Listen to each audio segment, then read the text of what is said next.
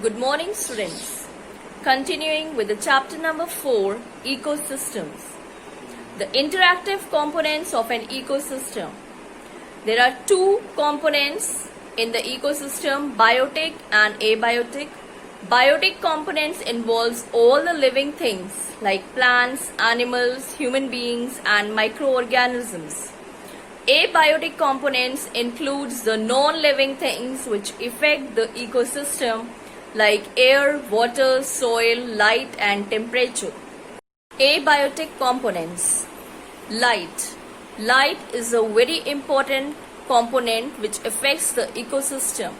Sun is the ultimate source of energy, and without this we cannot imagine the survival of life on earth. With the help of the sunlight, the green plants prepare food and animals use the sunlight to synthesize vitamin D. Temperature. The animals and plants can survive from the temperature ranging from 0 degrees Celsius to 50 degrees Celsius. Some animals can survive in cold climate. Some animals can survive in warm climate. Similarly with the plants, some plants can survive in cold weather and some plants can survive in hot weather. Third abiotic component, water. Water is very essential for our lives. We cannot expect our life without water. 60 to 70% of the human body is made of water, which is used for different metabolic processes. The plants also absorb water for making food and preventing themselves from getting dry. Next, air. Air is also a very important component without which we cannot expect the survival. It helps in dispersal of seeds, fruits, spores, etc. Helps in pollination and transpiration in case of plants. It provides oxygen for the respiration in plants and animals and carbon dioxide for the photosynthesis in case of plants. It provides a medium for the locomotion of birds, and the carbon dioxide present in air traps the heat on earth and keeps a warm weather for the survival of life on the earth. Soil. It provides home to many living organisms. The plants get water and essential minerals from the soil, and animals get essential minerals by eating the plants. Humidity. Humidity is the amount of water vapor present in air. It affects the rate of evaporation, that is transpiration in plants, and sweating in case of animals. The biotic components involve plants, animals, and microorganisms. Plants are the primary food source. They prepare the food by the process of photosynthesis, which is utilized by plants as well as all animals, including human beings. They also provide us fuel, fibers, medicines, and beverages like tea, coffee, etc. They absorb the carbon dioxide from the air and reduce pollution. They release oxygen, which is used for respiration by plants as well as animals.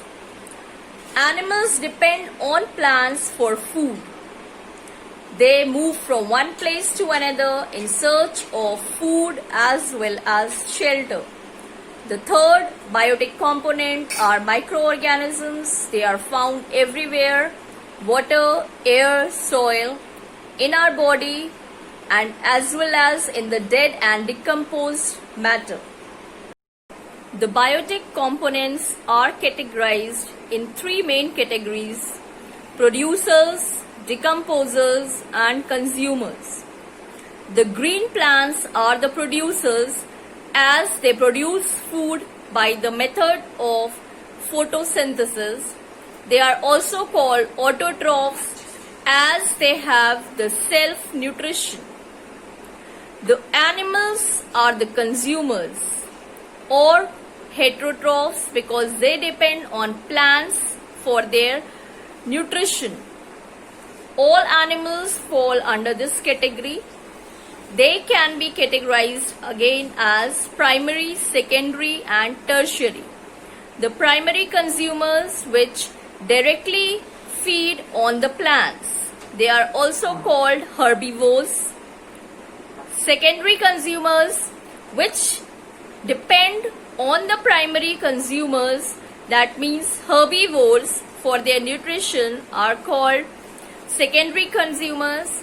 They are also known as carnivores. Tertiary consumers, the consumers or the animals which feed on the carnivores, which eat the flesh of carnivores, are called the tertiary consumers. Except that we have omnivores, the animals which can feed on plants as well as animals. That means plants as well as flesh-eating animals are called omnivores. Scavengers, the animals or birds which feed on the dead remains of the animals. And parasites which live in the body of living organisms and take the nourishment from them. Third category is decomposers. The microorganisms such as bacteria and fungi come under this category.